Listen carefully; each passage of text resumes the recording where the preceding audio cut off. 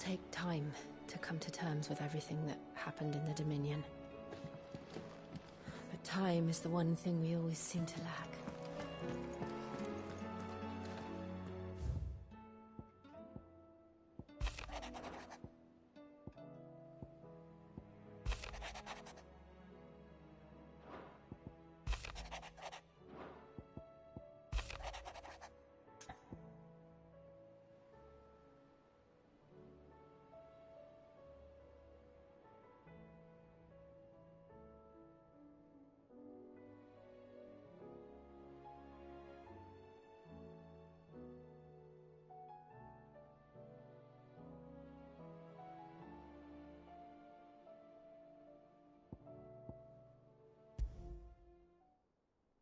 What could be wrong with Torgor?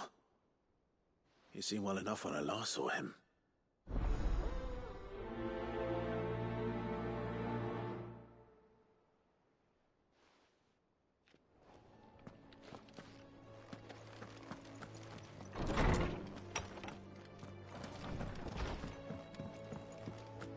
Did you see the pair that got hauled into time? I got your note. You think something's wrong with Torgor? So you can read. Congratulations. But I didn't say how we're wrong with him. I said something weren't right.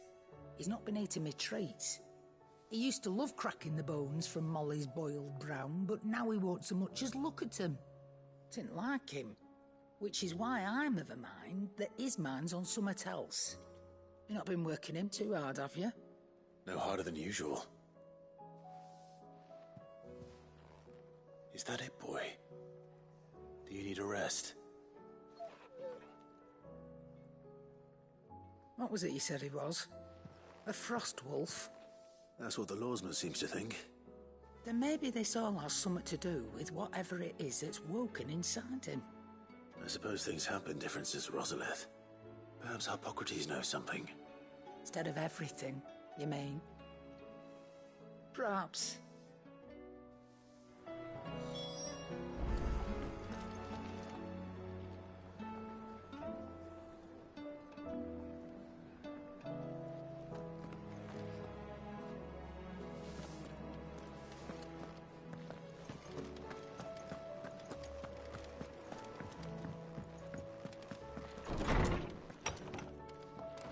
There's a storm coming soon. Lawsman, I need to ask you about Torgor. Something's not right with him. He isn't ill, is he? I don't think so. But according to Lady Karen, he seems to have lost his appetite, which is certainly a new development. She says he's hardly been touching his bones of late, and she believes it may have something to do with what happened at Rosalith Castle. I rather think she might be right, though not about his appetite. All canids are instinctively inclined to crack open bones for the rich marrow that resides within, and I see no reason why a frostwolf should be any different. Accordingly, I suspect it is not a lack of appetite that afflicts Torgor, but a surfeit of it. If we assume that his newfound magics require additional nourishment to sustain, it may well be that the bones Lady Karen is accustomed to providing are no longer sufficient. Frostwolves, after all, habitually prey upon far larger animals, whose bones may yield altogether different nutrients. As to where one might find a suitable substitute, some antelopes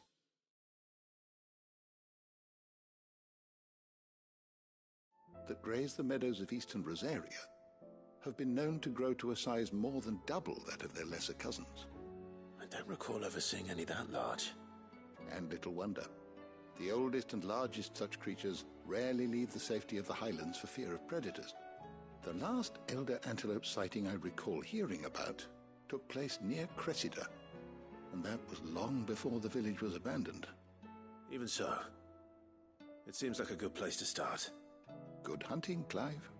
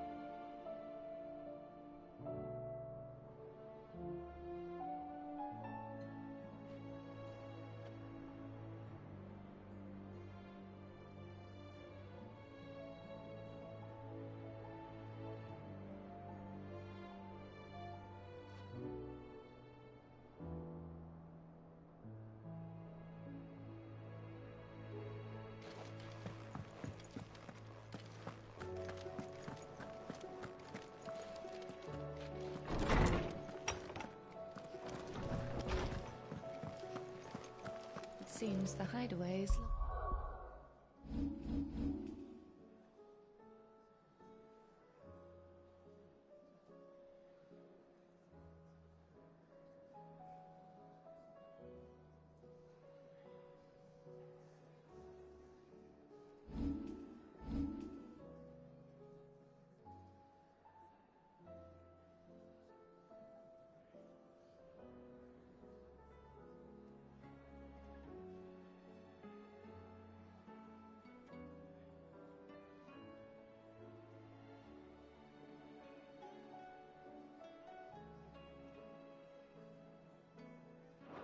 Its appetite.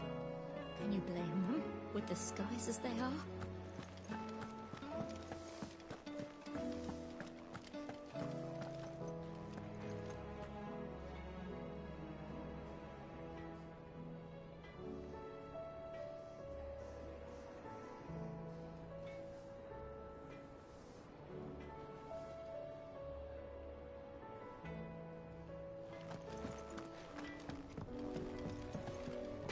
Trouble with your gear, or...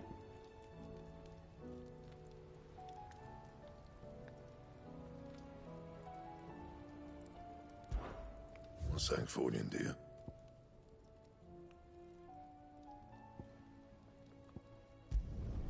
Should last you a good while.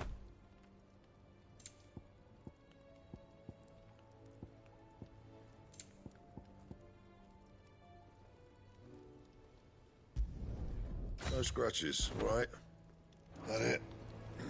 Fine.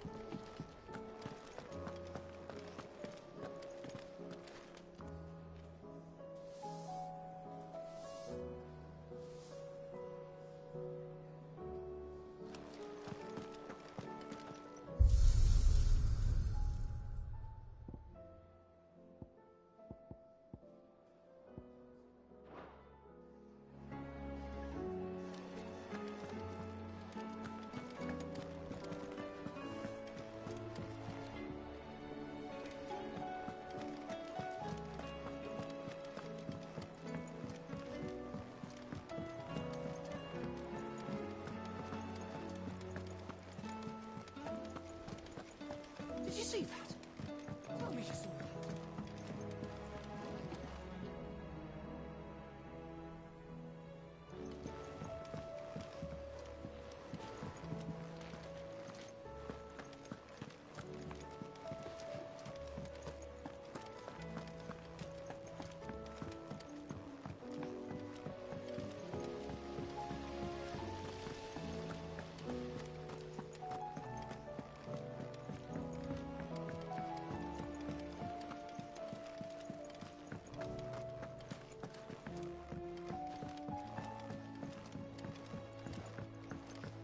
All this fuss over a few dark clouds. Here, Sid. Reckon you might be just the man to help me out of a bit of bother, if you've a mind to. Let's hear it. Well, it's about this alembic the chief's got me making. Lovely bit of kit it is. Bung in a solution you want splitting, and it will separate it out, just like that. Problem is, it won't always get rid of all the impurities. And with some of the stuff we need it for, that ain't good enough. Which is why I've been looking for something to filter the liquid we'll be cooking off. And that's where I was hoping you could help me out.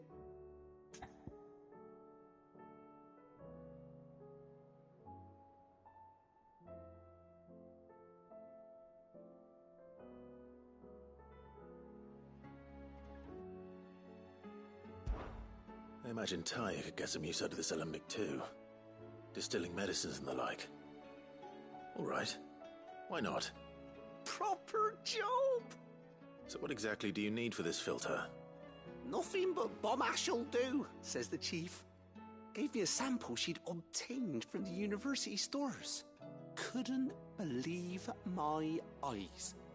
You pour the blackest blight water through it, and it comes out clear as a mountain stream. So, I did a bit of reading about where I might be able to get hold of some. And do you know what I found out? It's only the blimmin' bones of a bomb king. They leave them behind when they die, see?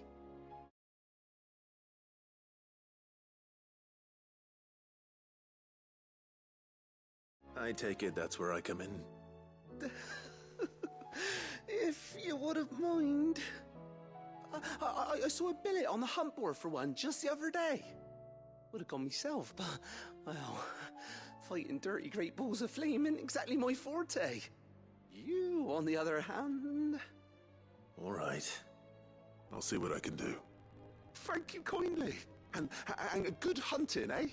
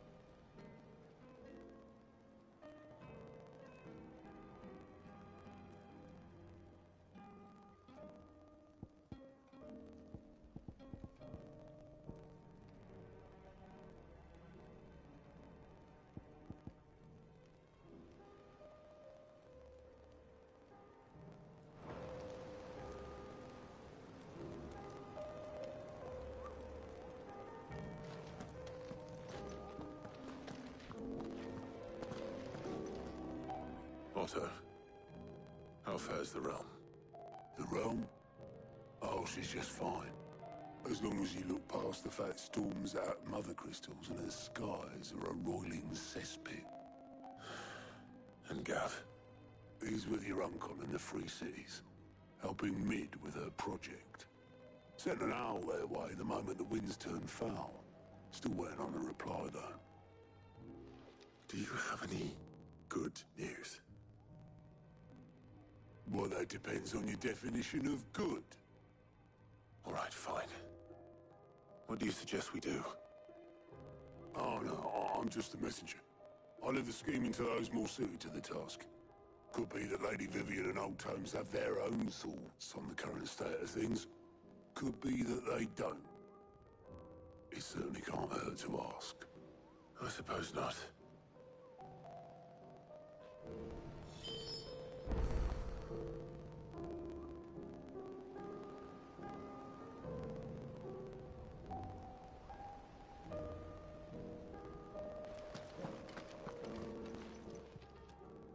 Oh, I wasn't expecting you back so soon. Come to claim your just desserts? All yours. Come again. I may have more for you. Fancy a look at the list, do you? Here you go. Always something in there.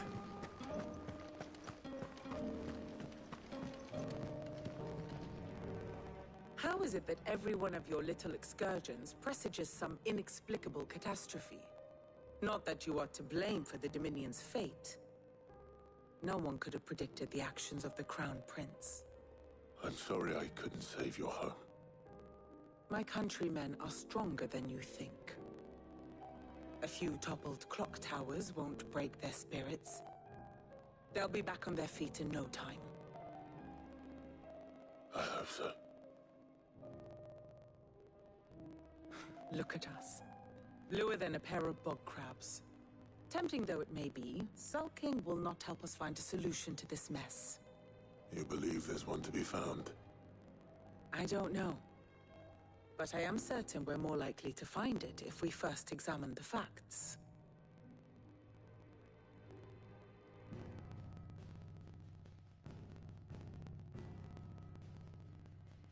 Beneath these darkened skies, fear and confusion reign over Valisthea. Oh, the lands around the fallen Mother Crystals had already begun to wilt for want of ether. But not like this. Crystals that filled wells and fueled furnaces. Now nothing but pretty shards of rock. And those that hang from the people's necks cast nary a glimmer of light to keep the dark at bay. It is only a matter of time before the common folk convince themselves that the end of days is upon us. Yet I fear a swift end is more than we can hope for. While most of the world thirsts for ether, the remainder drowns in it, spawning Akashic in droves. And amidst the hordes of mindless beasts, with magics as like to fail as function, even the strongest nation would falter. Rosaria and the Iron Kingdom teeter on the brink of collapse, while the tragedy in Twinside has all but paralyzed the Holy Empire. Dhalmekia fares little better. Rumor has it the ministers fled the capital after the fall of Drake's Fang, leaving their beloved republic to crumble. Waloed, meanwhile, moves in earnest. The Einherjar has been sighted off-storm. The world, in short, is in chaos.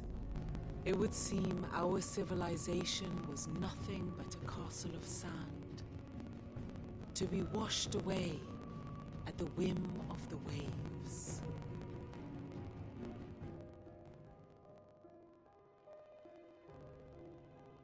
A castle of sand. Not my best flourish, but it seemed fitting. The reports I've received are considerably more blunt in their appraisal. Without the protection of their nations, it will fall to the people to defend themselves against those who would take what is theirs. Which is only ever going to end one way. Defending a farmhouse against a band of chocobo thieves is one thing, but pitchforks and palisades will do little to stall an army's advance. Should the King of Waloed deign to invade, there would be none to stop him. None but us.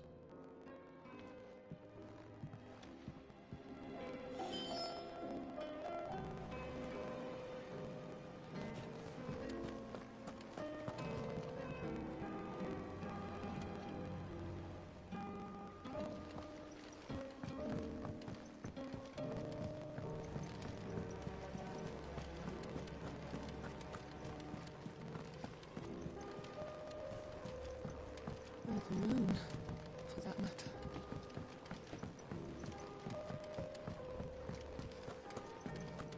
It seems the hideaway's lost its appetite.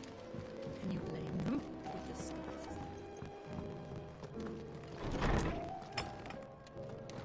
Is a storm coming, Sid? Let me guess. You're here about the skies. Is there anything you don't know, Lawsman? It doesn't take a court astrologer to augur the obvious. As for what has disturbed the heavens, that, I believe, is a question the Fallen might be better placed to answer than I. And on the 6th day did the gods tear the sun from the firmament, visiting darkness upon their prideful sons and daughters. But I dare say you remember your childhood lessons on the sins of Zemeckis only too well. You think they're connected? That Ultima was one of the gods responsible? Well, he has certainly exhibited powers that we mortals would associate with the divine. There is nothing divine about him. But he wouldn't be the first god of whom that could be said, now would he? Yet for all the fairy tales that tell of the sins, there is almost nothing in the way of actual historical accounts. Had I the Journal of Moss the Chronicler, I may have been able to tell you more, but alas, I fear all remaining copies have been lost to time. You will forgive me, I hope? Certainly not. Because there is nothing to forgive. Even without this journal, you've provided us ample wisdom. And we will always be grateful for it. Perhaps Otto will be more inclined to share his thoughts when he hears what the others had to say.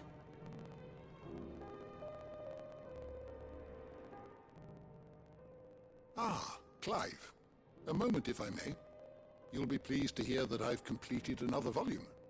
And while my collection is still far from becoming the 1,000 tomes that young Crow has quaintly dubbed it, I hope the knowledge chronicled within might yet be of some benefit to the Hideaway. Of course, I would not have penned half as many volumes without the tales you and the others bring back from your travels, for which generosity I shall be forever grateful.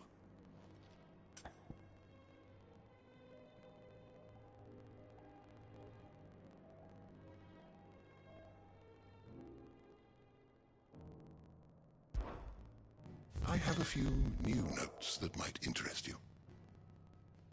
I have compiled some new entries, if you would like to see them.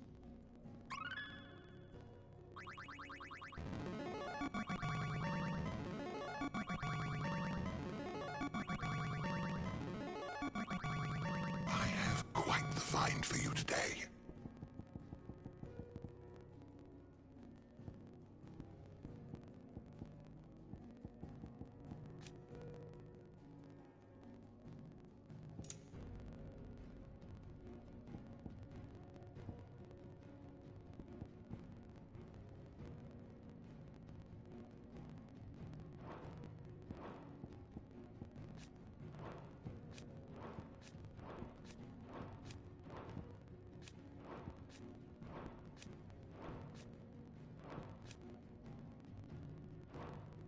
You wish to study the tomes?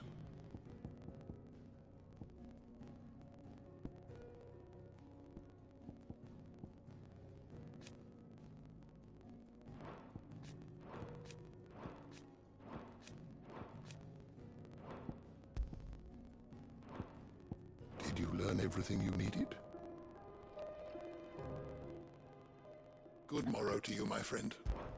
I only hope the bones of an elder antelope are alimentary enough for our faithful friend. If not, we may have to set our sights on something larger still.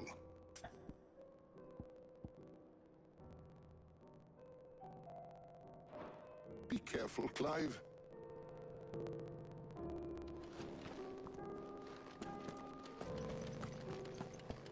Is a storm coming, Sid?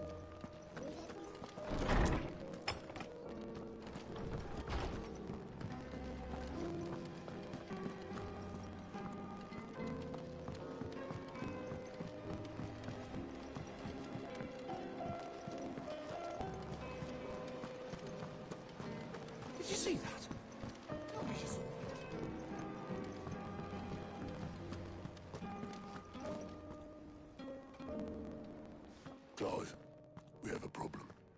Only one. That would be a first. It would. Actually, there are 3. We had as many owls arrive while you were at the shelves. Martha's got a Kashik out her gates, and talk of monsters roaming the hills outside of Northreach has put the wind up Isabel and her lot. And don't forget Dalimil.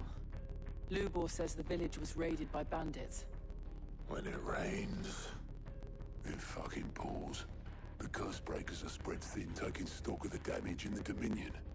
And even if I could get word to all of them, I doubt they'd get here in time to make any real difference. Which means... there's only 2 people who can. Jill and I. Let them know we're on our way.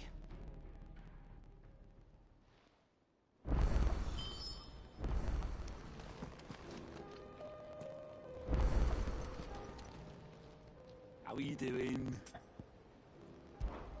Here you go.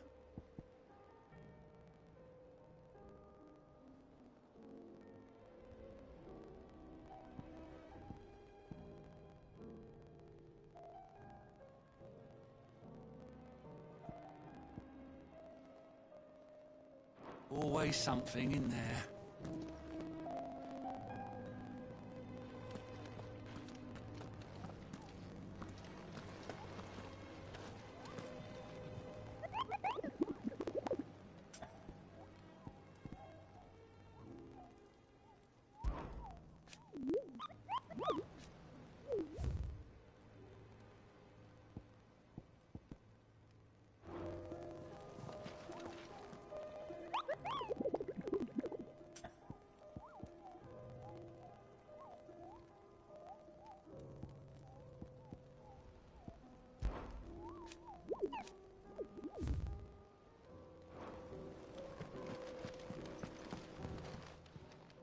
Clive! Anything catch your eye?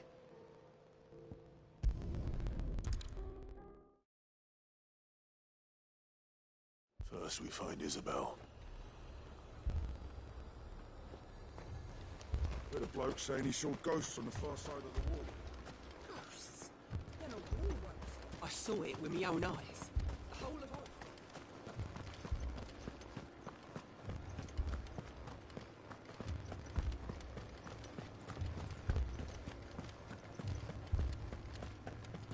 I can't do it.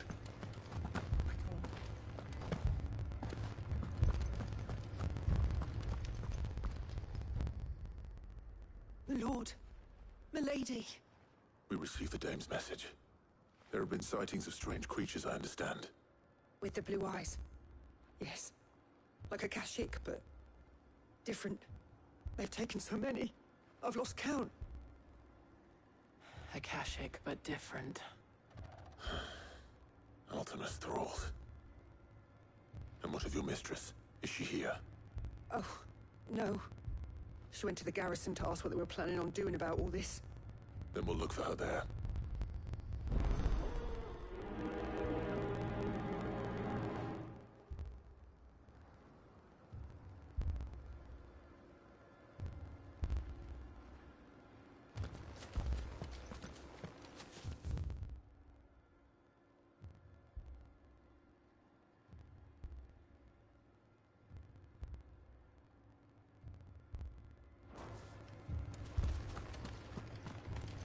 More arrived from the capital this morning.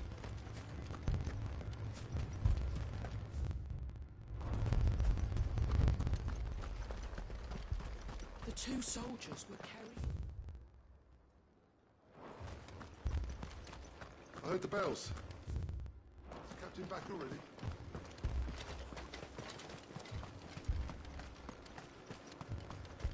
Madame, please! Half the garrison's been slaughtered by those things. We lost the captain this very morning. We've tried requesting reinforcements, but there's been no word from the capital or the Dominion in days! What more would you have us do? I would have you do your duty. Those at the Vale look to me for protection. And protect them I shall. Because they are my charges, and that is my duty. In case you have forgotten, the people of this town are your charges. But more than that, they are your people. Your sisters, your brothers, your lovers. So you have a choice. Lay down your sword and watch as they are slaughtered, or take it up and do what is right. She speaks the truth, you know. This here, it's all we have. It's all that's left. What we have left is our lives. Do you really want us to lose them as well? Not if we don't have to. Look, there's a cask under the captain's bunk. Let's talk about this over a drink, eh? I'm listening. I'll have a word with them.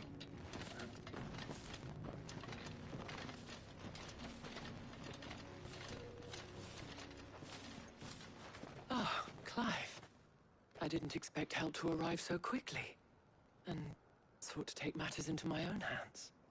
It was a noble effort, but I thought you might still need some support. I'd like you to consider my needs. What we need to consider is where the creatures came from. The way the survivors speak of them, one would think they appeared out of thin air. And perhaps they did.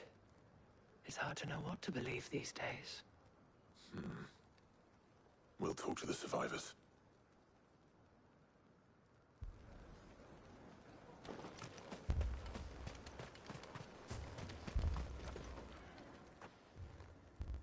You're a pikeman, yes? What happened? I've got family in Moor. I heard the flood was spreading, so I went to see if they were all right.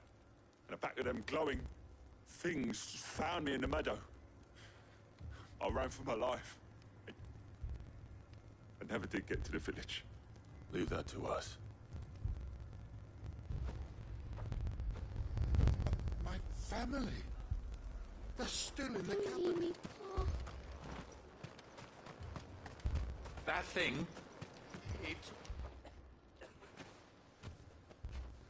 Did you see the creatures that attacked you? Creatures? Yeah, they came out of nowhere. They went for Joseph first, then me, and then they were just gone. Do you remember where you were? On the road from Oriflamme. We just passed Moor when...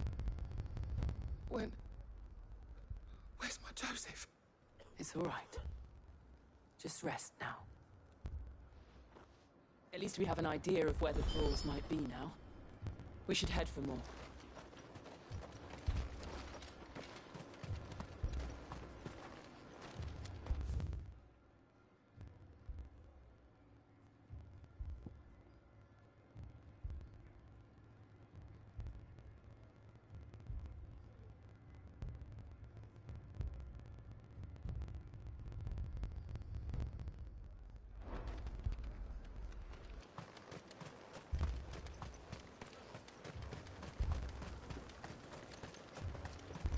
I assume you have a plan?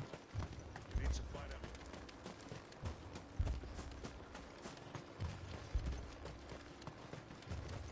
It was all they could do to escape. Come on.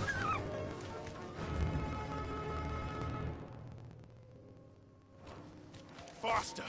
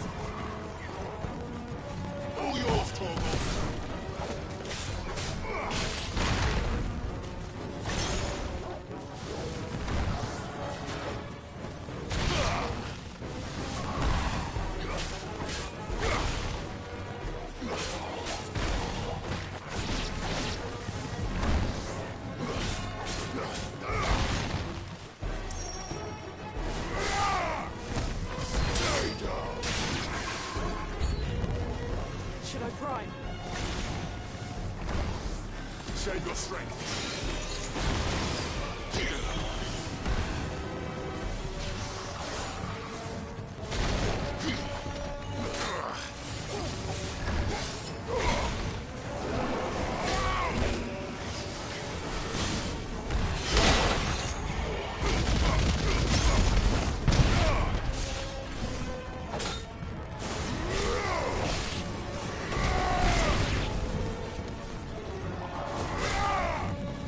All yours, Torgal.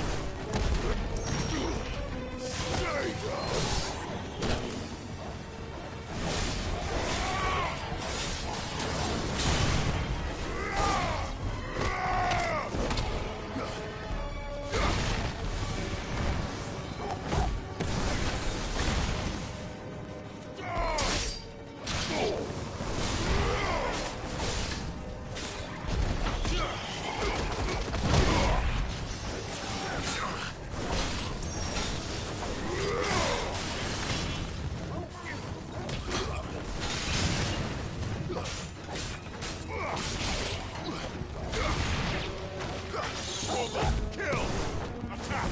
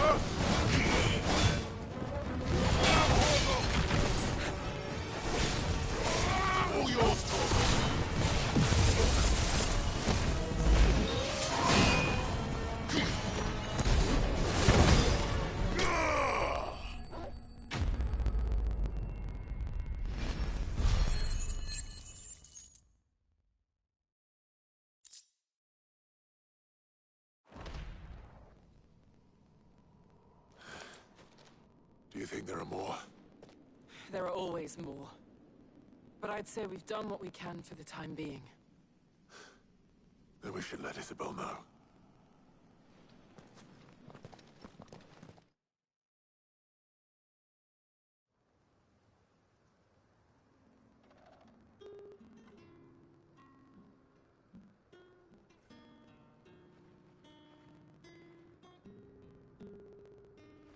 You have the town's thanks.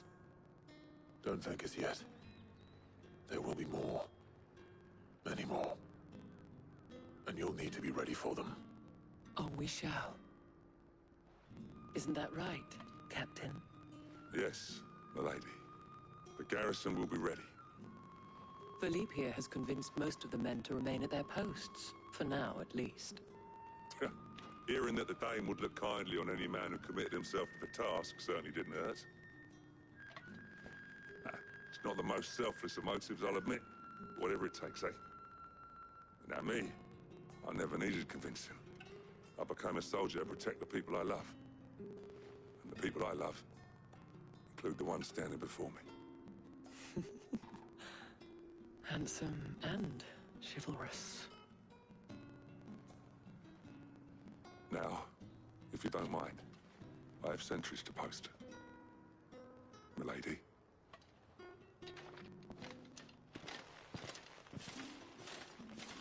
Lest you wonder, I'm not foolish enough to believe that this has solved all of my problems. But it has solved one, and that's one fewer than I had this morning. Thank you again, Clive.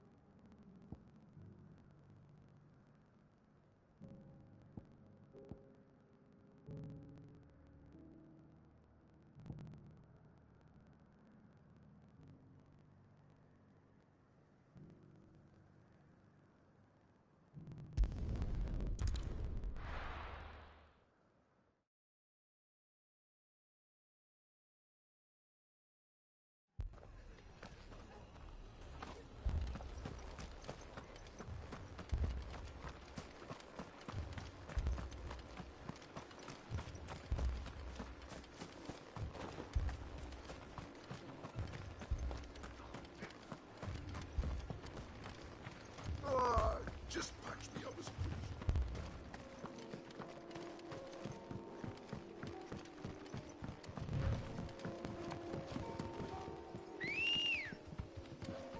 Let's go.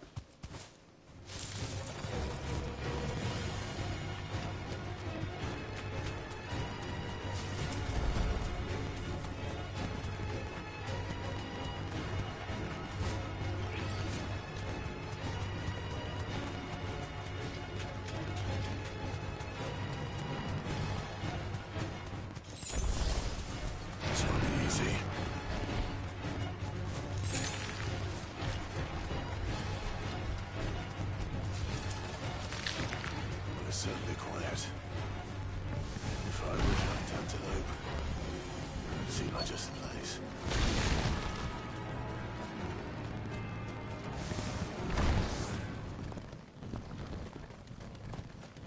I doubt we'll find one bigger than that.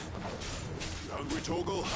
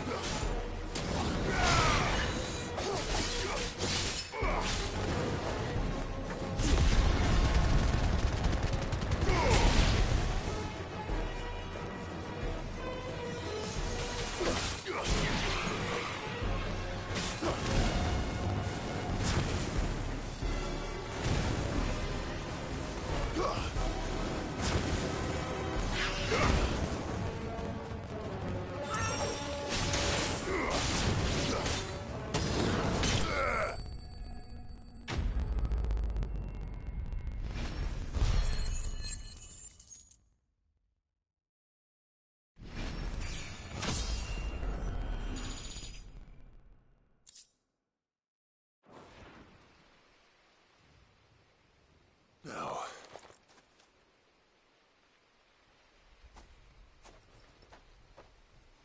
Will it be enough, I wonder?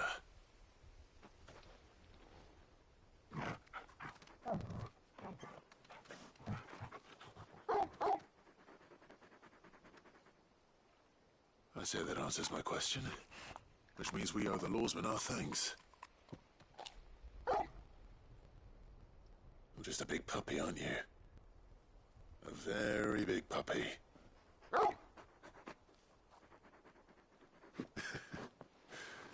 You do know you can take that with you, Torgal. Lady Karen will be relieved to hear you got your appetite back. Come on, boy.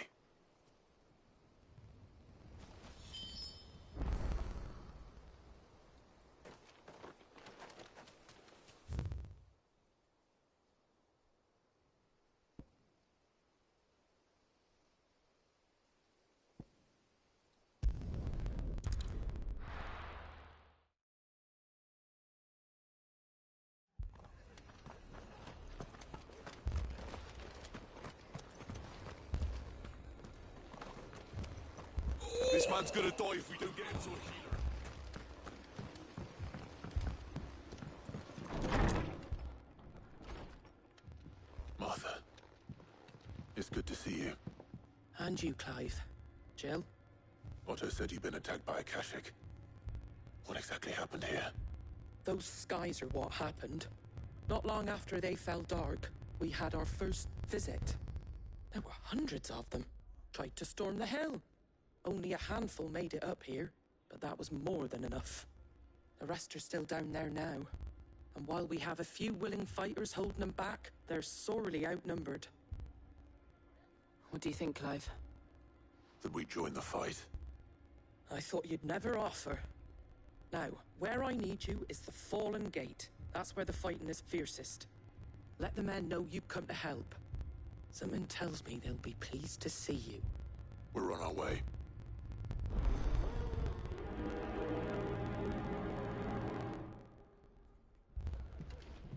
Do you think there were as many as Martha's?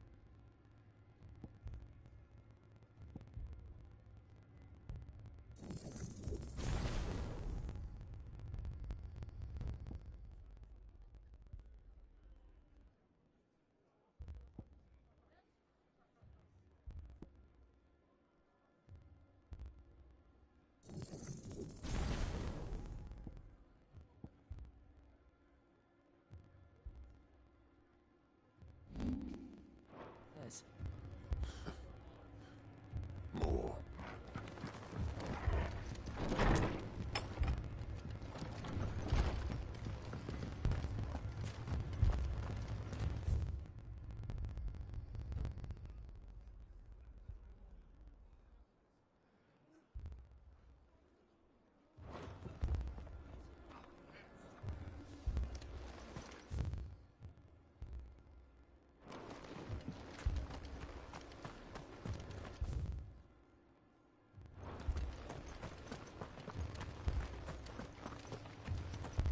You don't think they've abandoned us, do you? No use calling up. Who's here now?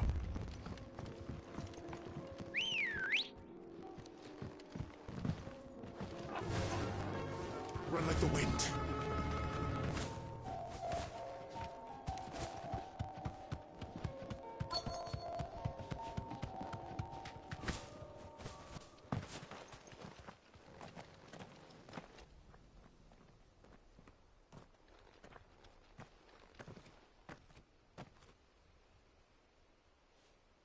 Clive, wounded.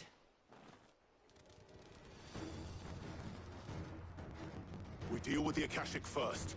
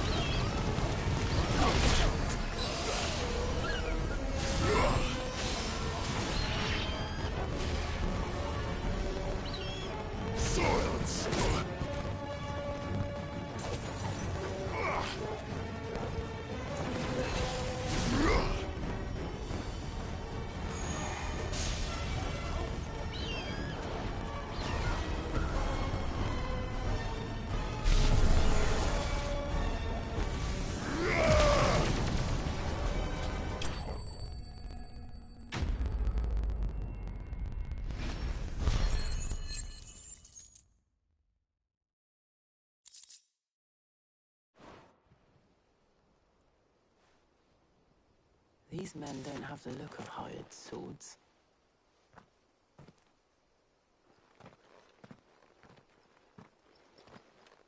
If you've come to rob this place, You are mistaken, my Lord Rosfield. We're here by Madame Martha's leave. how do you know my name? Forgive me, my lord. There wasn't time for introductions. We're with the Guardians of the Flame. Wade's men? But how did you come to be here? Where is your commander? Sir Wade left earlier with a scouting party to find out where the Akashic were coming from. Did he? Take your wounded back to the inn. Martha will see you're looked after. We'll join you anon.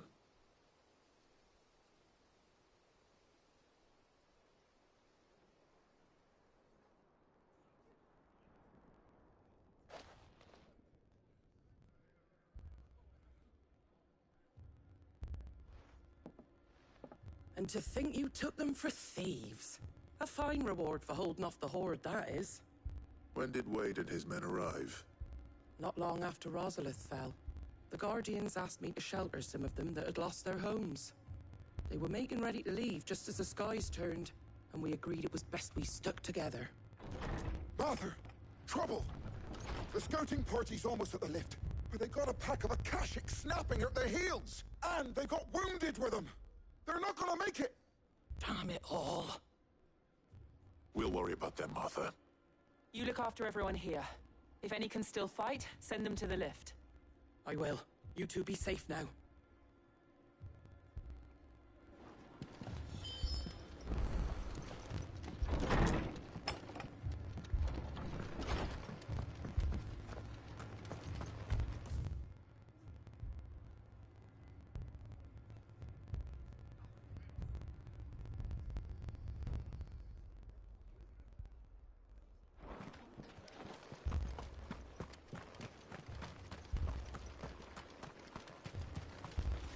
Anything catch your eye?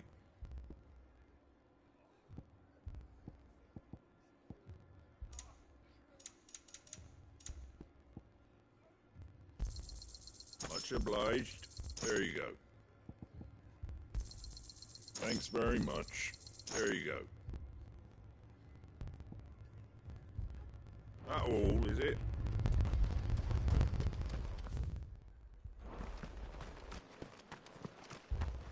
Mad dogs.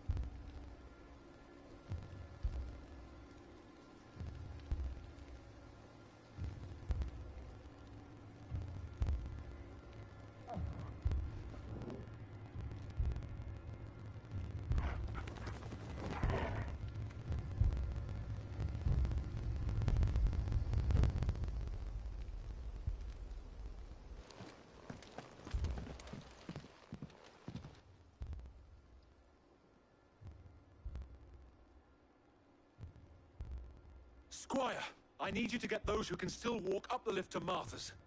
But what about... I didn't ask, Oscar. Sir. Sir Wade. Lord Rossfield. If you aren't a sight for sore eyes. Martha seemed to think you might need some help. And by the looks of it... We thought we could sneak by them. But we didn't know there would be so many. How could we have?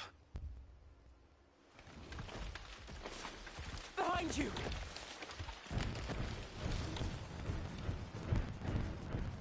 Damn it! We need to get the injured to safety. Do you think we can hold them off? We can certainly try.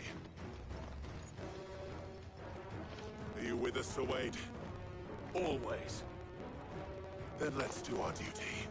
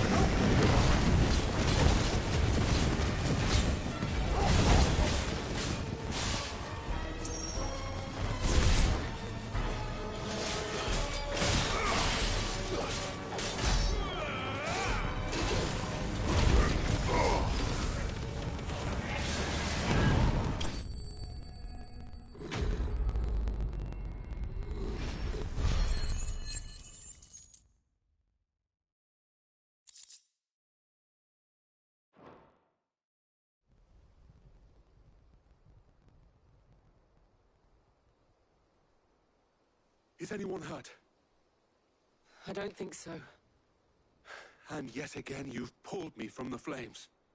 It's just a pity I keep walking into them. You've never been one to shy away from danger, Sir Wade. Like any shield worthy of the name. I see you're all in one piece. Martha! Is something wrong? The lookout saw smoke coming from down Eastpool way. Too thick to be a hearth. A second horde. Feel like finishing the job. Always. Jill and I will make for Eastpool. You'll need to move the injured without us. Don't you worry about them. The moment my men are safe, I'll follow. Good luck.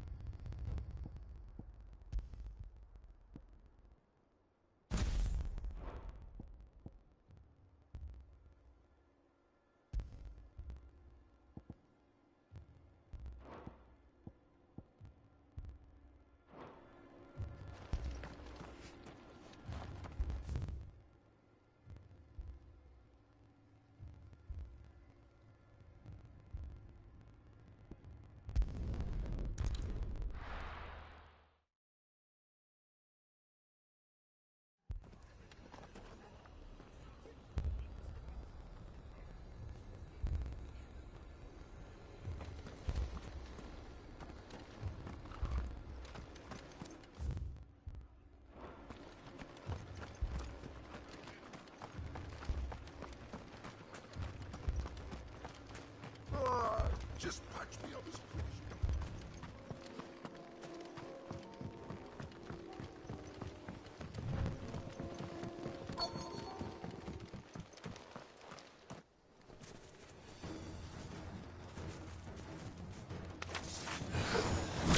They're headed for the rest. We have to slow them down. Martha and the others won't be ready.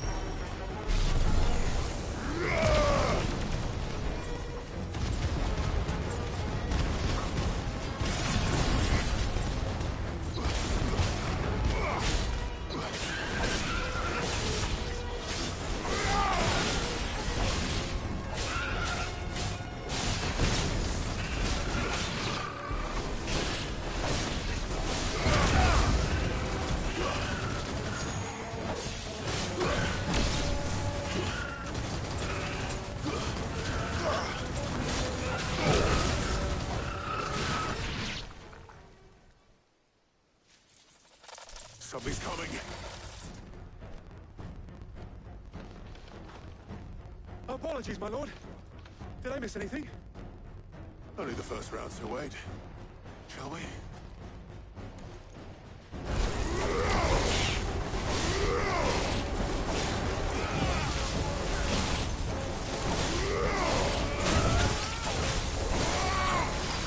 Let's try.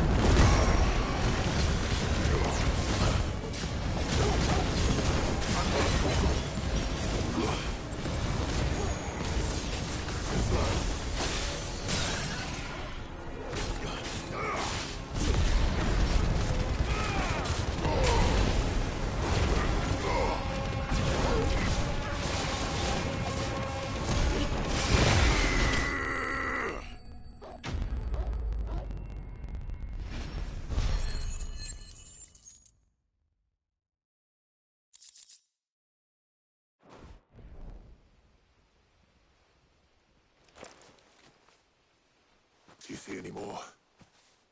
No. I think that was the last of them. But it won't be long before the next lot arrive. Then we make for Martha's while we can.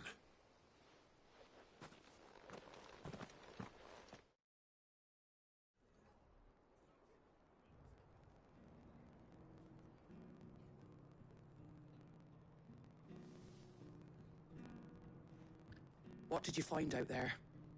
The same as Sir Wade. Scores of Akashic. Well, wherever they came from, they're gone now. Our lookouts say the lowlands are clear.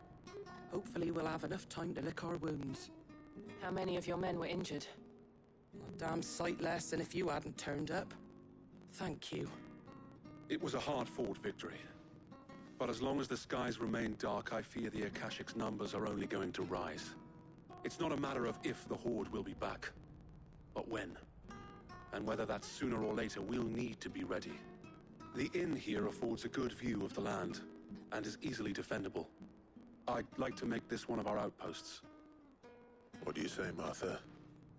You'd have more men to guard the rest. Well, when you put it like that, of course they can stay.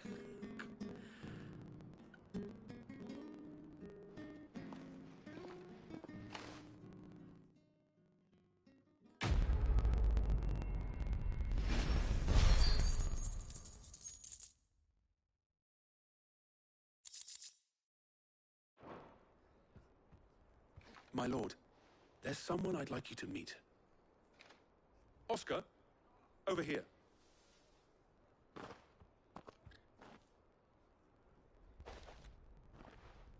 It is an honor to make your acquaintance, Lord Rosfield. I am Oscar. Oscar of House Murdoch. Murdoch? I wasn't aware the Lord Commander had children. Oh, he didn't. But his brother, my father, did. I am Sir Rodney's nephew. Well, go on, then. It's not for me to ask him. Yes, Sir Wade.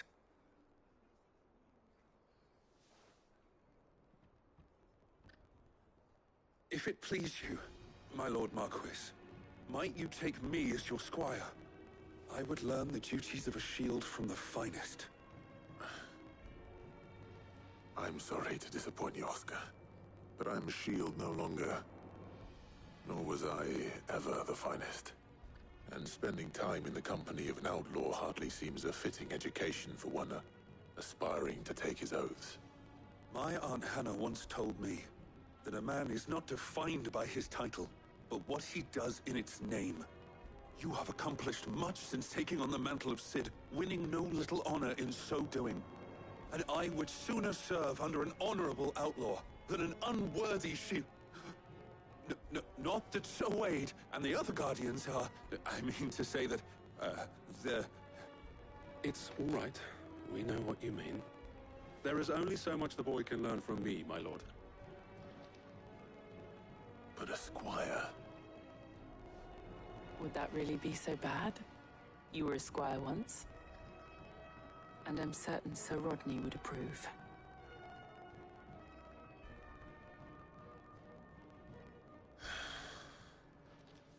Know that I'll show you as much leniency as your uncle showed me. I would not have it any other way.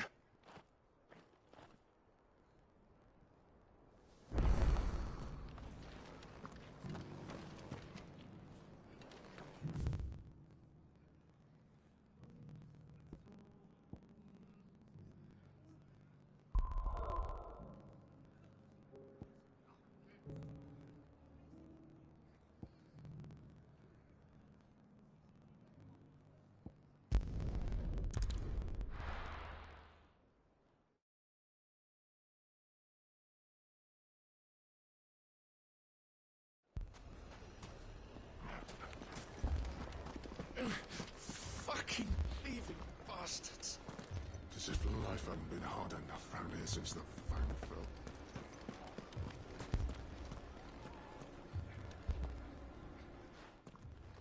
Cid! Your new companion appears much more formidable than your uncle.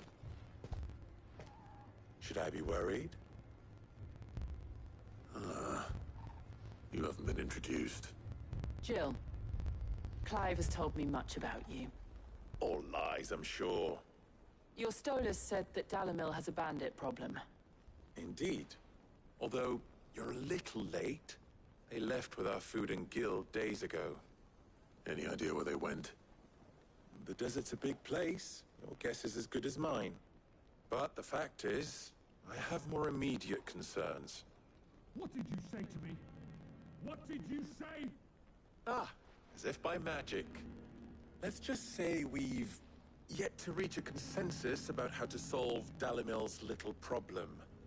And at this rate, it won't be the actions of the bandits which prove to be our undoing. It will be our own. I've tried reasoning with the dissenting parties, but even the Desert Hare has limits. Perhaps we could talk to them. What makes you think they'll listen to us? What makes you think they won't? She makes a fair point, Cid. And you won't have wasted much of your precious time if you fail. They're just across the courtyard.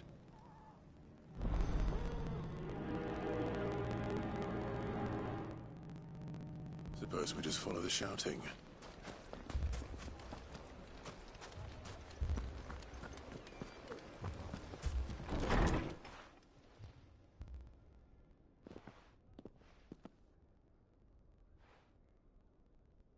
You wouldn't talk like that if it had been your men whose throats were slit. Blood for blood, it's the only way. We hire mercenaries and have them mount the bandits' heads on our walls as a lesson to the rest. And what happens when those mercenaries are slaughtered like your men? Are you going to hire more? We're better off using that coin to buy food and supplies. If we hire mercenaries, the only thing we're buying is the bandits' ire. And you cannot fill empty bellies with that. Do you hear me? But what happens when they come back? Maybe it'll be your throat that's slit. That's enough. Both of you. Any more of this and I'll throw you out myself. Come back when you're ready to talk like adults.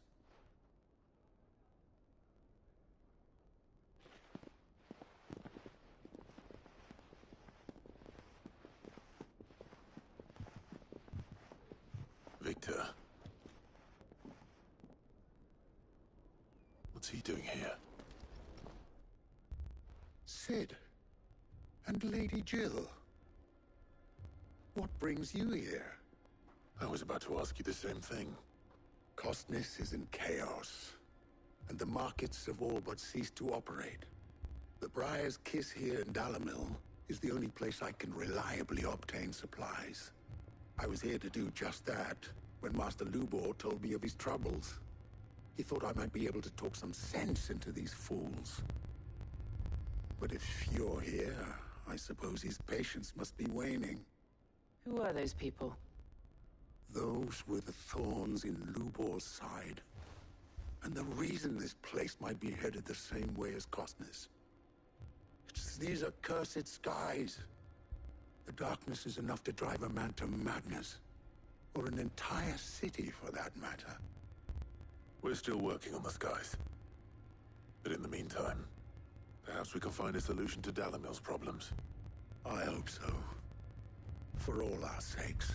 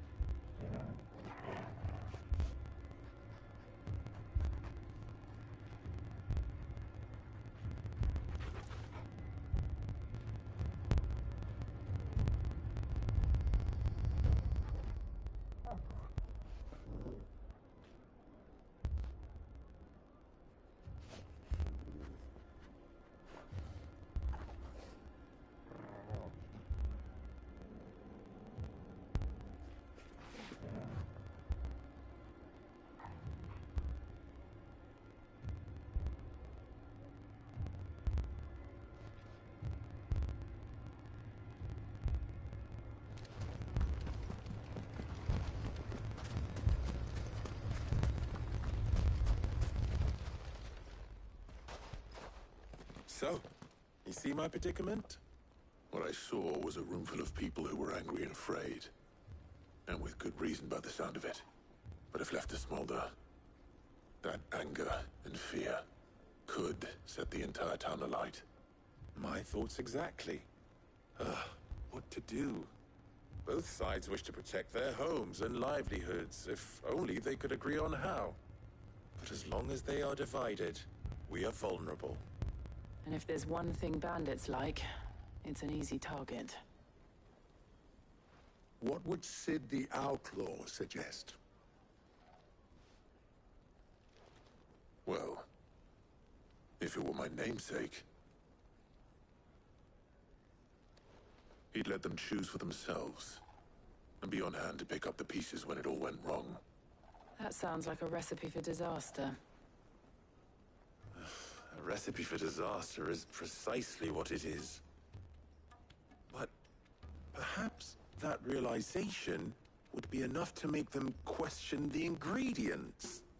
While it's plain neither Conrad nor Natalie will countenance the other's proposal, it may still be possible to make them doubt their own.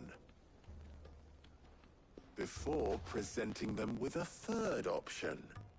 And that would be? To pool our resources and save the city ourselves. Why fight each other? When all that fear and anger can be directed at the bandits. It appears we have a plan of action. Victor, pay Conrad a visit. See if you can't convince him of his folly. I'll speak with Natalie. As you wish. Your faces are not well known in this town. That may prove useful. Don't worry, Victor and I will do most of the talking. You need only play along. Play along. What he means to say is yes.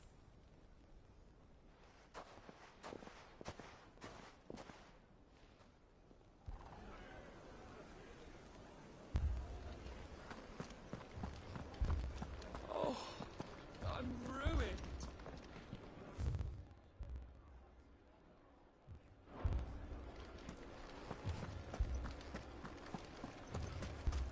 Picture it, Conrad.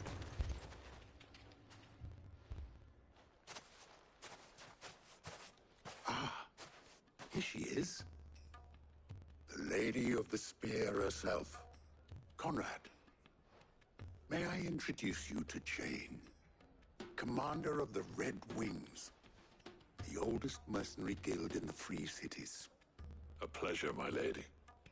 The pleasure is all mine. As I told you, I summoned the commander here from Canver to inquire about a contract. Victor says you told him no. That there aren't any men left to hire. Is that true? True as the crystals cracked. Nobles came and claimed every last one worth his salt. And not just from us Red Wings. You know of the 7 high houses. There must be 2 swords assigned each one. Granted, we have a few boys left. If it's boys you're looking for. Well, Conrad, are you saying that Dalam's finest cannot defend this town better than a gaggle of unblooded striplings?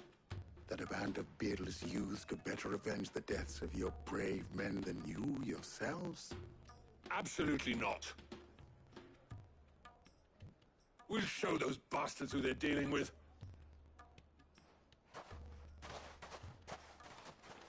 I can't believe that actually worked. Conrad's not what you call the brightest candle in the crypt. And there's a reason why I had you do the talking and not Sid. Well played, my lady.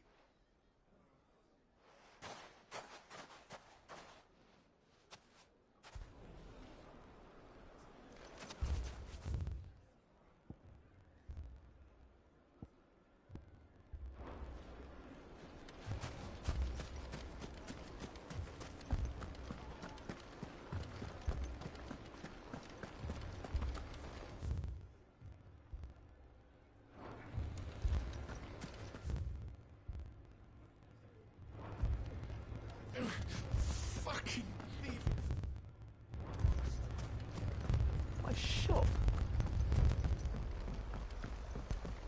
If I had my pickaxe, I would. I mean, it may still be possible to buy something, and we may yet be allowed to keep it. Ah, here he is now. Natalie, allow me to introduce Lord Underhill of Randalar's prestigious League of Merchants. Lord Underhill. At your service. Underhill? I was just telling the good lady of our conversation, my lord, and how you were lamenting the state of the capital's stores. Lubor says that not only are the granaries almost empty, but that war and the Blight mean this season's harvest won't be enough to fill them for winter. Indeed, certainly that is the case. The nobles in the capital are buying up the city's stocks of barley and wine, driving the prices higher than most commoners can afford. It is only a matter of time before the peasants revolt. It is worse than I thought. If what Lord Underhill says is true, I fear we have little hope of supplementing our stores, meager though they regrettably are. And while I applaud your endeavors to dissuade our more bellicose citizens from seeking vengeance, I sense Conrad is not wrong in his assessment of the bandits' likely return. Which means that now, more than ever, we will need to secure what little we still have. Food, weapons, herbs, everything. If our humble town is to endure not only this hardship, but those that are certain to follow, we must stand united. All right. If it will help to protect my home, I'll do it. But you needn't have gone through this charade.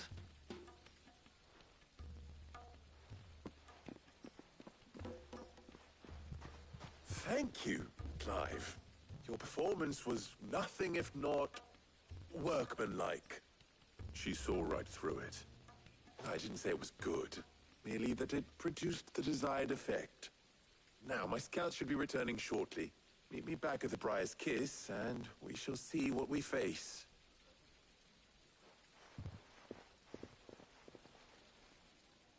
I'm not convinced our roles in this ruse were entirely necessary. I don't know. It appears I Conrad seemed quite taken with you. all I can to defend what little we have. Mummy, I'm scared.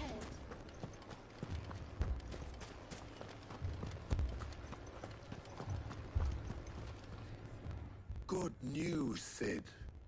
Both Conrad and Natalie have somewhat gracefully accepted their new roles. With time, they may even learn to... Time no longer appears to be the luxury it was before lunch. I take it your scouts found the bandits. Technically, it would be the bandits who found my scouts. It appears they march for Dalimil as we speak. All of them. You're not serious. They don't just want food, they want the whole damn town.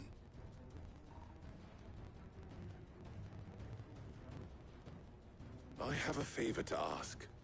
I'm told the bandits march in two groups, one from the south and one from the desert, in a move doubtless intended to stretch our already gossamer-thin defenses.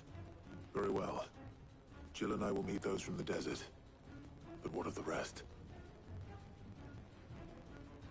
The rest, my friend, the city shall fight. Together. The stakes, I concede, are high. But if this does not unite Dalimil, nothing will. That is a lot of faith to put into those who had their hands around each other's throats but a moment ago. Then it will be for us to see that their hands are kept occupied. And I do mean us. I thought you might say that. We'll hold them off for as long as we can. And we will do the same.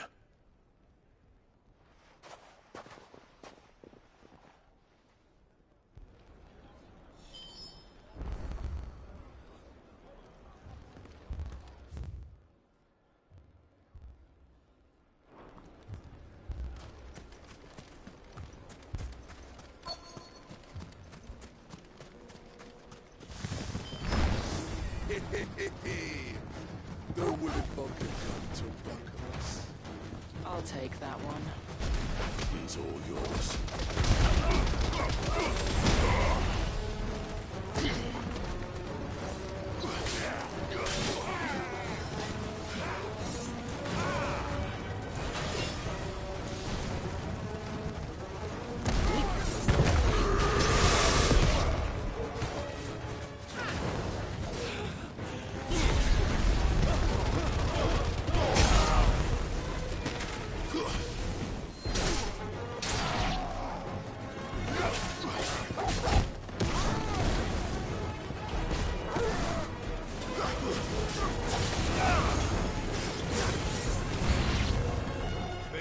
Overwhelm us.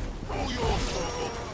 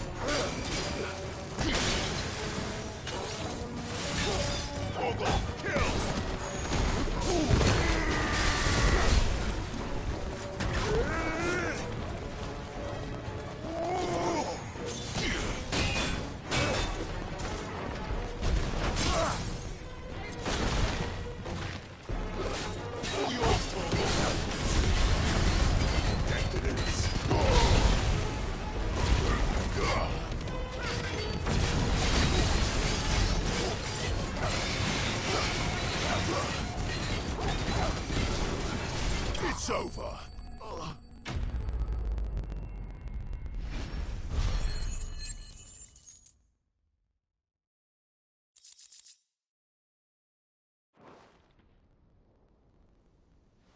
The townspeople. Could they have held out? I don't hear any fighting. What do you think? That we should hurry.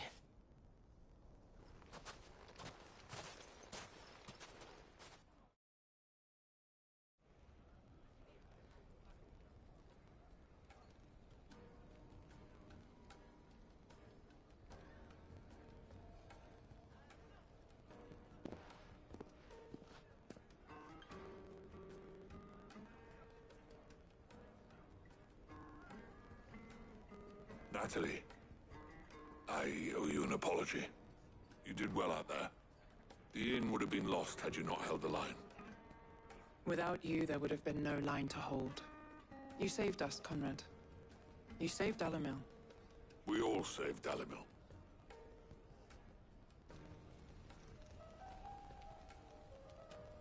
Conrad seems to have had a change of heart. I'd say they both have. I take it from your presence that our visitors from the desert won't be joining us either. Pity. The plan worked, Sid. Granted, it only took an army of bloodthirsty bandits at our gate. Come now, Victor. Why quibble over the details? We are united, and that is all that matters. As for you, Sid, you fight considerably better than you act. I'll take that as a compliment.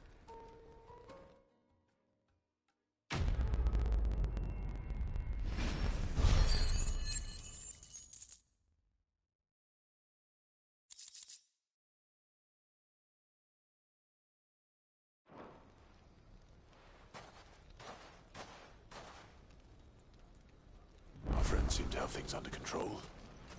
For now, at least. Let's go and put Otto's mind at rest. In a desert full of ne'er-do-wells, a woman has...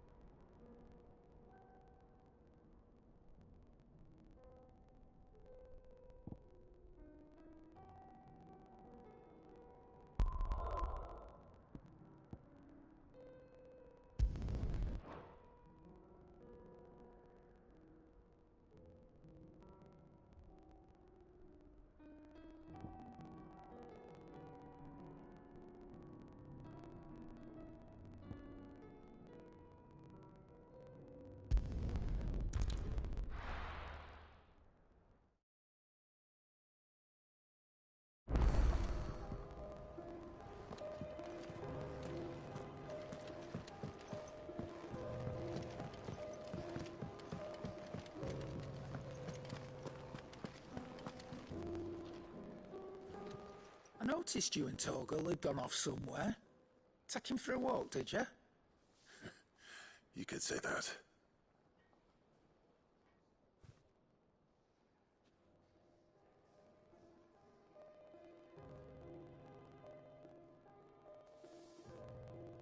So, Molly's leftovers weren't good enough, eh? That'll teach me for treating you like you're still a pup. All right, no need to shout. Now we know what you're after, I can see about getting some in. Speaking of which, I brought one for later. Can I leave it with you?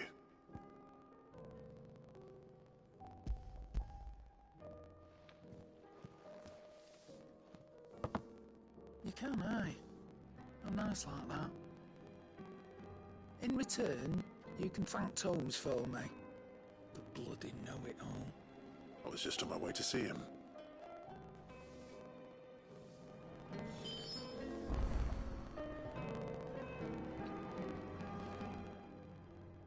Still alive, are you?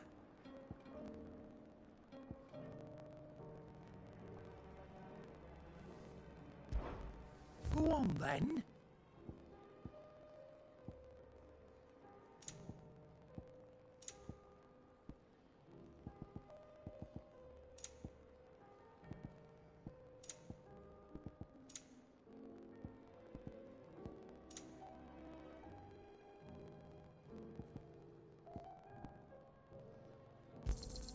You'll not find a better price than that.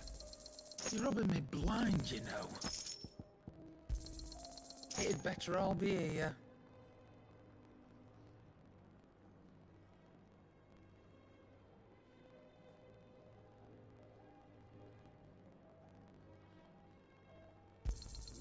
You're rubbing me blind, you know.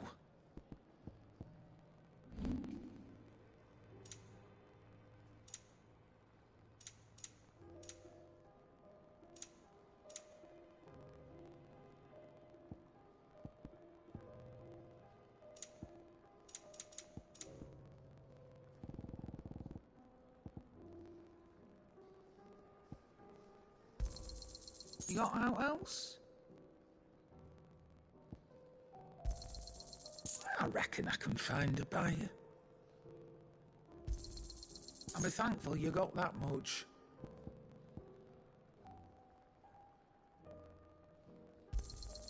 You got out else?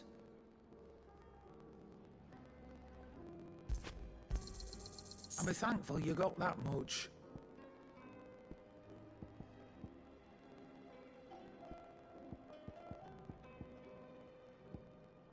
Come again.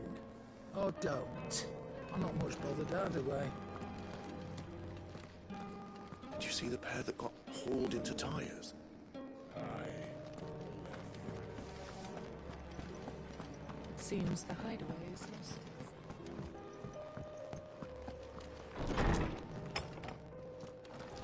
Is a storm coming soon? Ah, were you able to locate... We were indeed, Lawsman. Very good. Lady Karen sends her thanks. Ah, do you recall our conversation about how she's... Precisely that. The Fenrir of... And while the... What are you suggesting?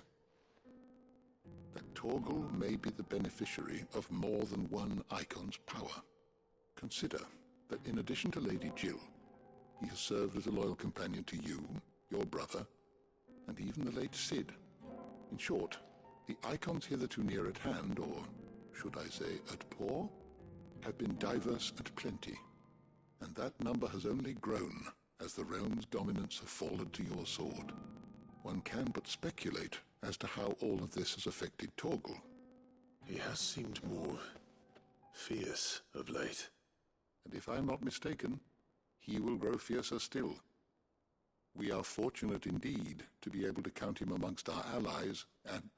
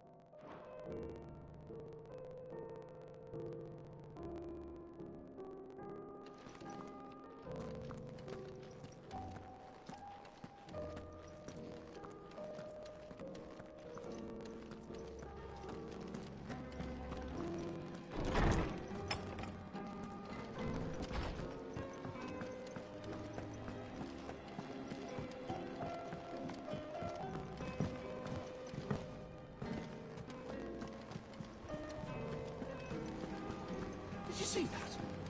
Tell me you saw that.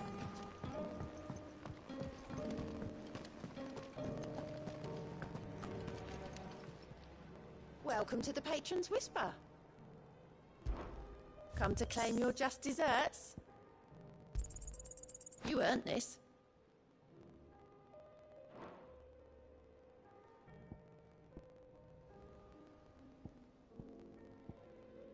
Come again. I may have more for you.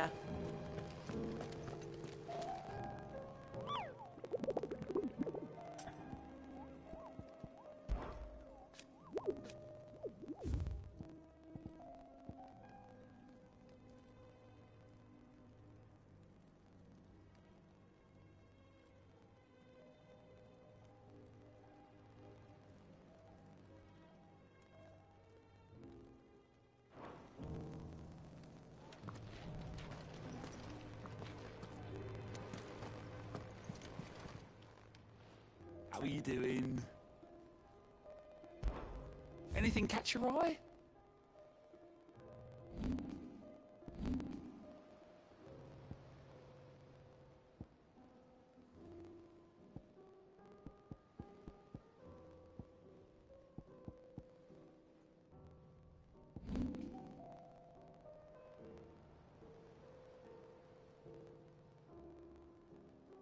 Always something in there.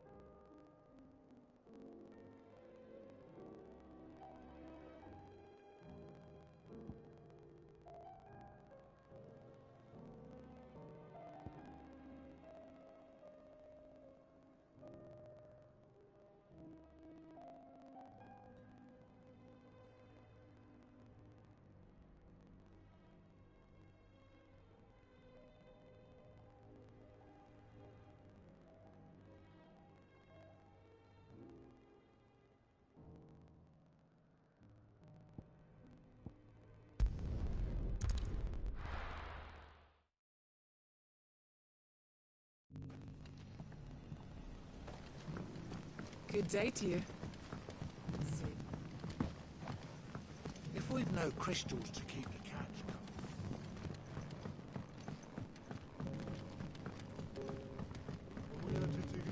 Good to see you, Sid, as always. Master Quentin's out back. I reckon I could lend a hand. Hello, Sid. Take a seat where you like.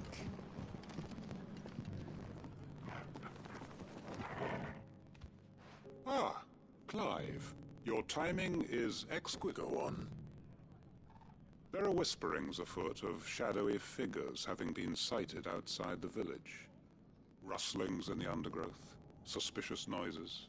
My people fear that they are being watched. It may be no more than a surfeit of nerves, understandable in the current climate, or it may be the prelude to something altogether more dangerous. Given what I hope you'll forgive me calling your nose for trouble, I wondered if you might investigate.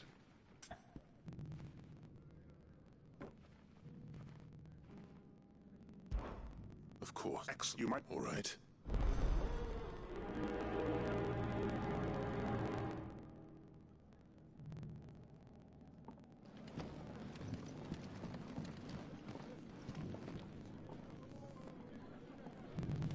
Could there be any truth to these rumors, do you think?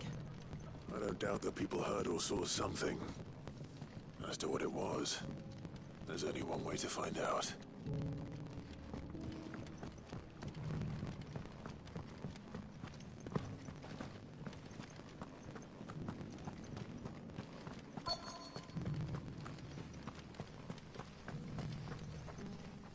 Do you have a moment? There's talk of suspicious figures in the woods.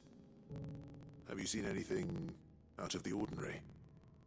No, but I've heard something. Sound of scraping metal, like someone sharpening a sword. Was that We make for Norbert's Pass, then. Probably a good idea. Figments of the imagination don't sharpen swords.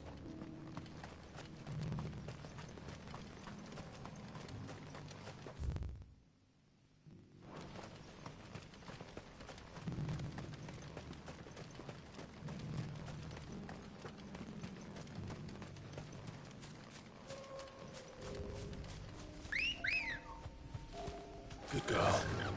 Yeah!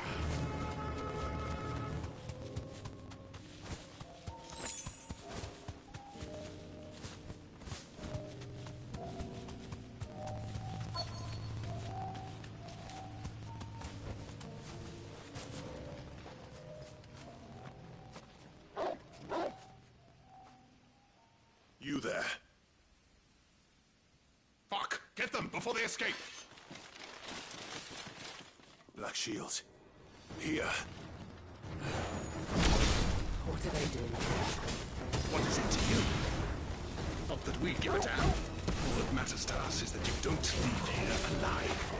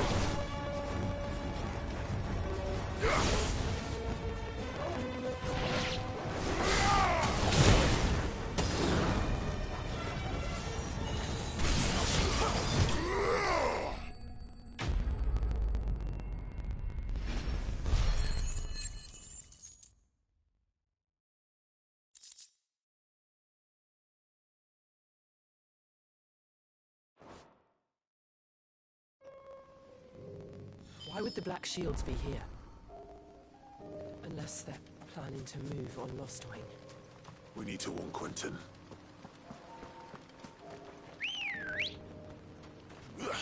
Come on.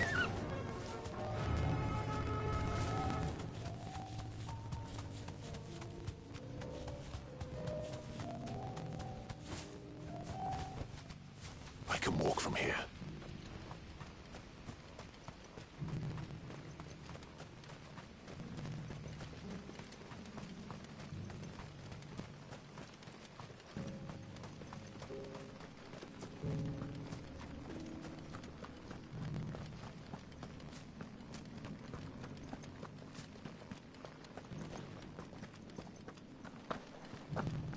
You're quite talented with that rod of yours. The markets in Northreach are as bare as a newborn's arse. Clive, how goes the hunt for our sinister figures? I found some Black Shields hiding near Lorbert's Pass. They're gone now. Black Shields. The Empress's former bloodhounds. Though they serve another master now. One who means to root out and destroy both me and those I care for. And it would appear the pack has finally caught the scent of its prey. Damn it all. I had hoped I would have more time than this. More time to prepare. But if we are cornered, we have no choice but to bite back. And bite back we shall. I'm sorry. You're going to need to explain. Who did the Black Shield serve now? And why would that person want you dead? Because I want him dead. Who? The former Lord Chief Justice of Sanbreque. All that I have built here is for him. I don't understand. Why him? Why Lostwing? I suppose it is better that you know the truth. I was a member of the judiciary once. So sickened was I by the injustice of this world, I swore to fight it. And fight it I did in my own small way. I saw more than a few corrupt officials condemned to the very cells into which they had thrown blameless innocents. Men to whom the law was but a scourge to turn against the powerless. And throughout, it was the Lord Chief Justice who backed me, who was my one true ally in the quest to see justice done. So what changed? I discovered that he hunted bearers for sport. I was a fool to think he shared my hatred of venality and vice.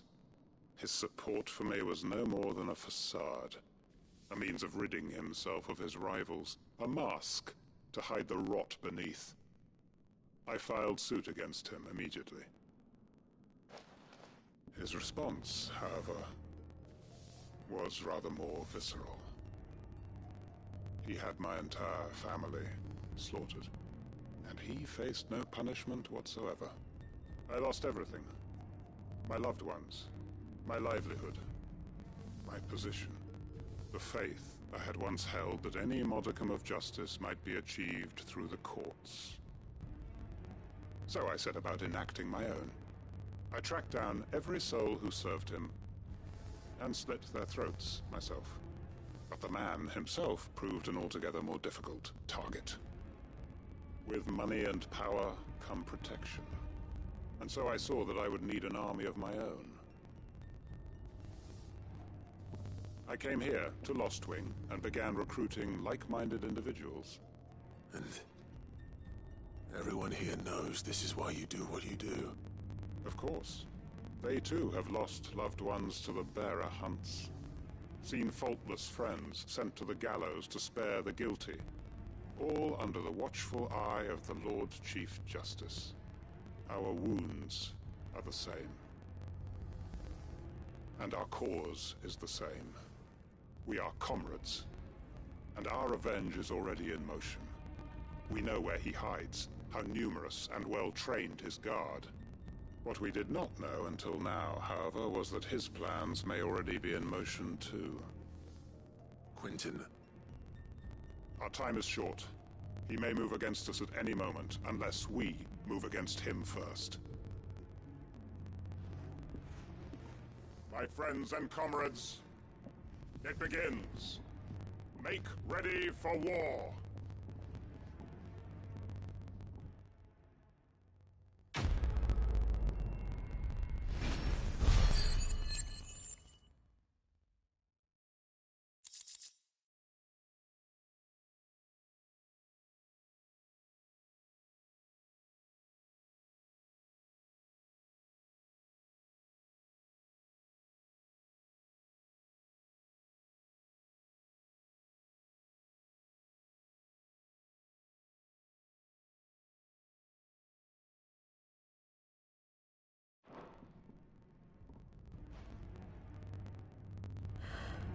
I'm not going to change his mind.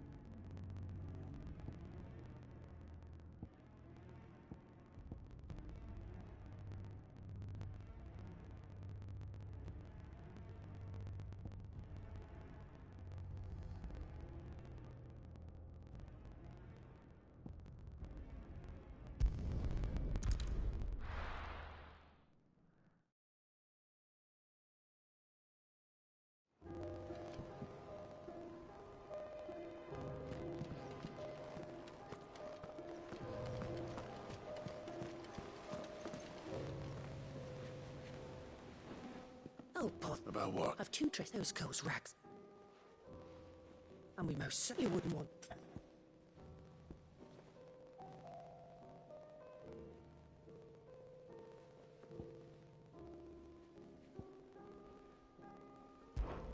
Oh.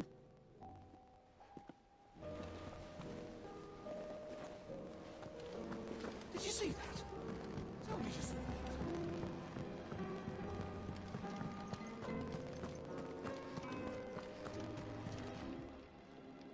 Clive! I don't mean to be glib. They need all that. Here you go.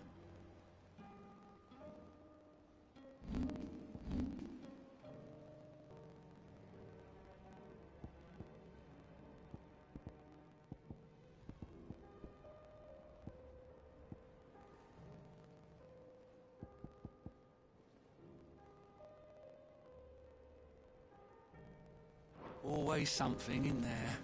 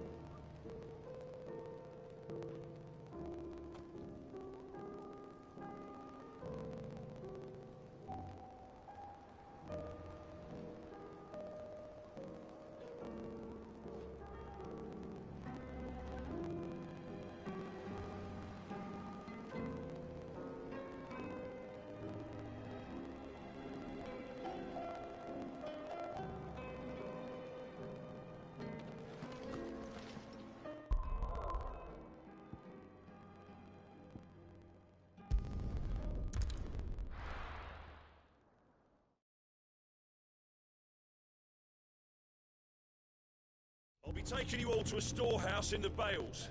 Leave anything you don't need behind.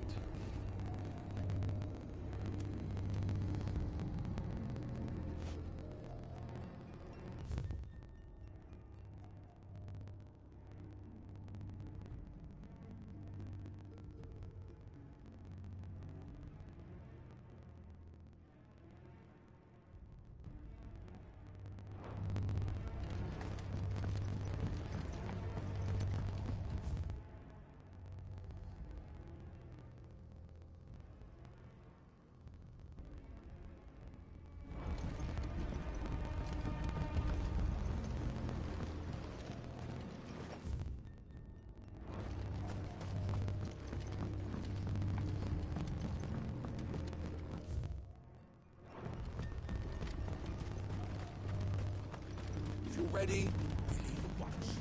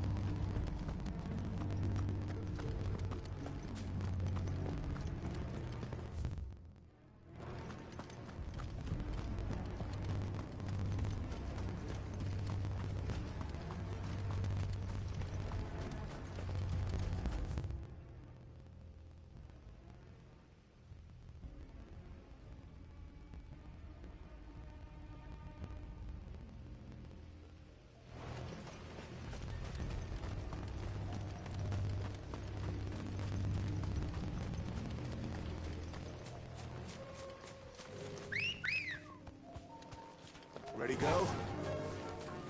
Yeah!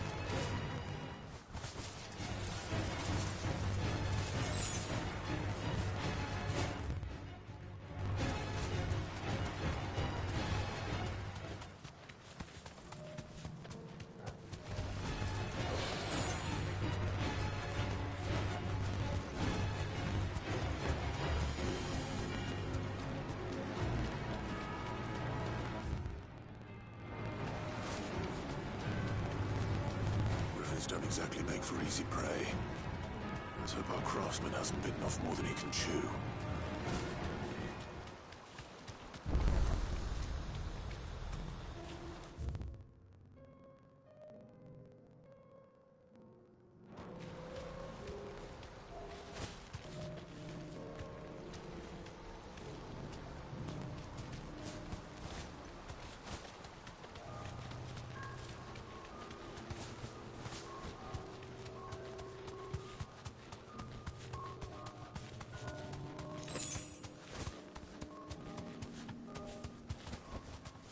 Safe.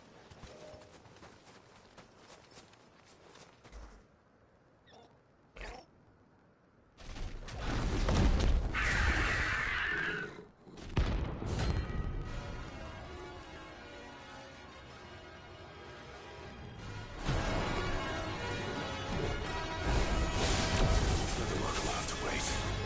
Vogel, up the shop.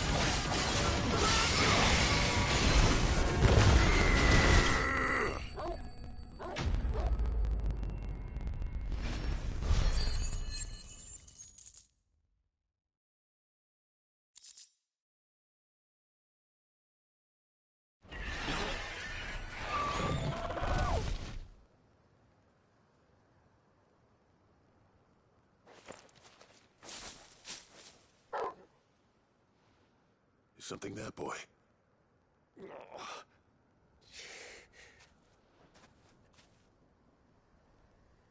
Could that be our man?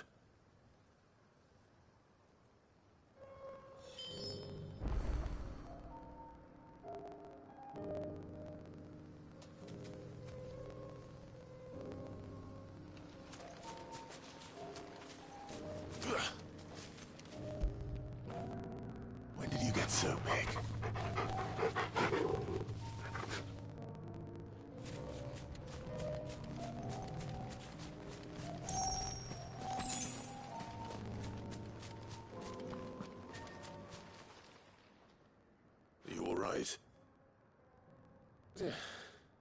Dare say I'll survive.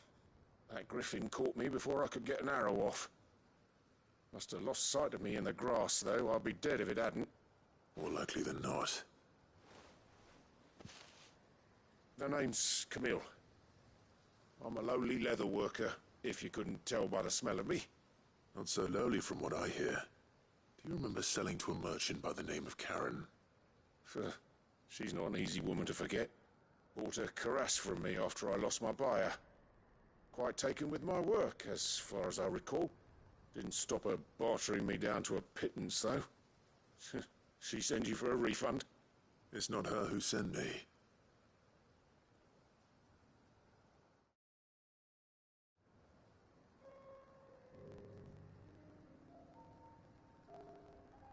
Well, consider me flattered. You should be. He's a master of his art, and not an easy man to impress. Blacksmiths are proud folk. It's a rare thing indeed for one to praise a glorified tanner.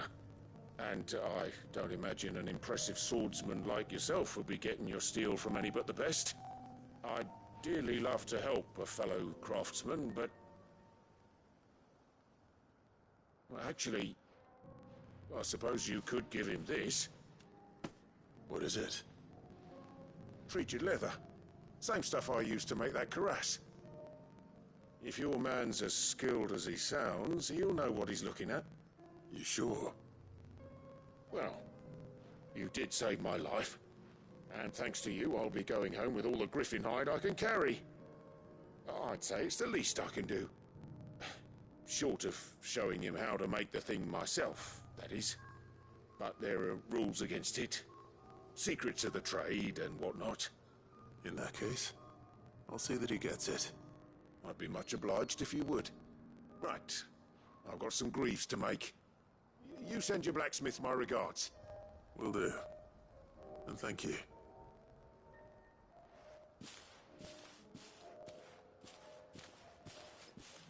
Hopefully this will sweeten Blackthorn's mood.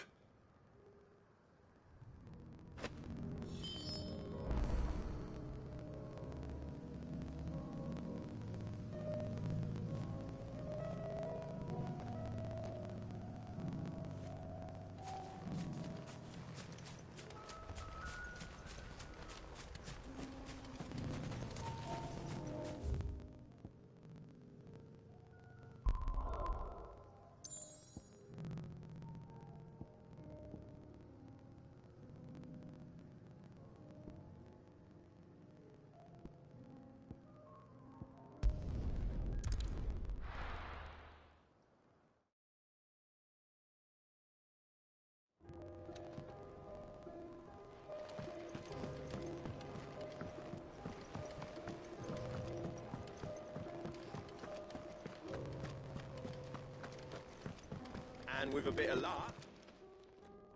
How'd it go, Clive? Did you find him, or does the hunt continue? I found him.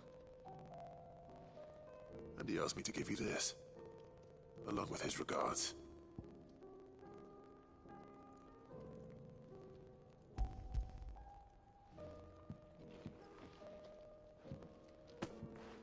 You're joking.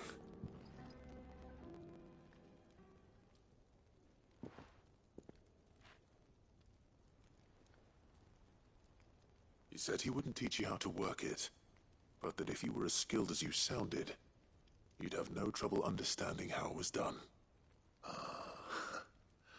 So that's his secret. Crafty bastard. He's layered and cross-grained it. Good few times, too. No wonder it's tough. And that's no ordinary oil he's used to get that finish. Oh, this is fine work. Even finer than I thought. Yeah? I'll take your word for it. Just looks like leather to me. Still, I'm glad you're happy. Here, Clive.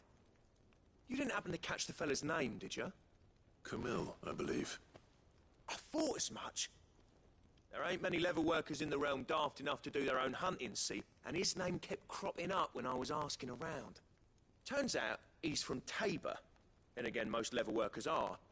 But our friend Camille guards a long-held family secret, the details of which are the subject of some debate in the leather-working community. Then we better keep this close to our chests. Listen, sorry for putting the both of you to all that trouble. Should have kept my moaning to myself. Still, I'm glad you found him. This has cheered me right up. That was the idea. Clive's idea, anyway. He did most of the work. It's good to have you back, Blackthorn. Just don't expect me to go turning out work like this. There's a reason he does his own hunting. He knows exactly what hides to look for. And that's how he gets them to layer up so nicely. And don't get me started on how much oiling this leather would need. But I reckon I can make something about as good. Something a Cursebreaker will have no trouble caring for. Anyway, enough narrowing. I've got work to be getting on with.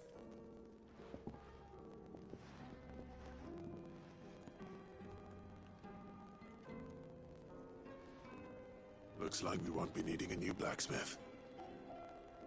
As if there was a better one out there. I wouldn't have been the same anyway.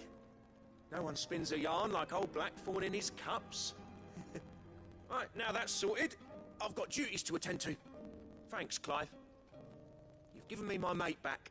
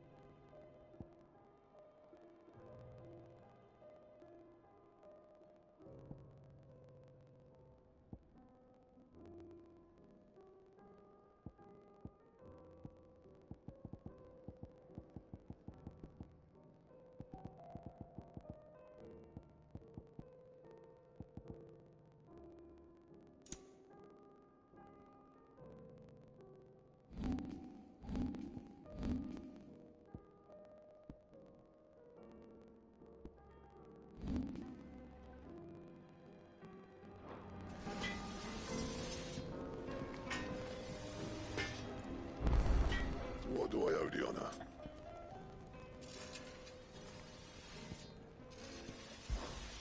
St. Fornian, dear.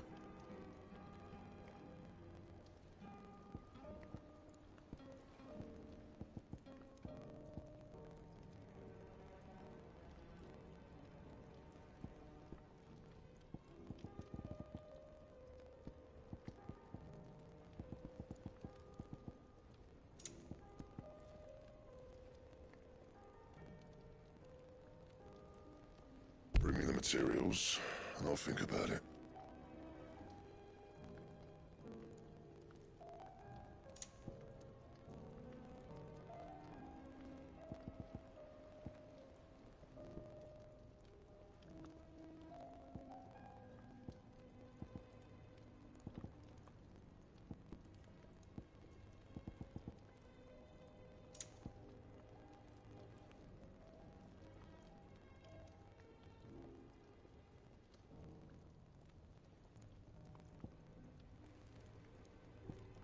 That it? Fine. Clive. Go on then.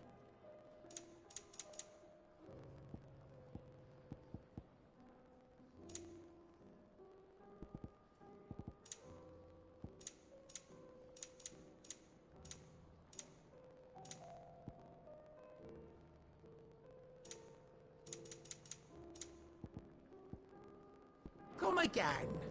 Or don't. I'm not much bothered either way.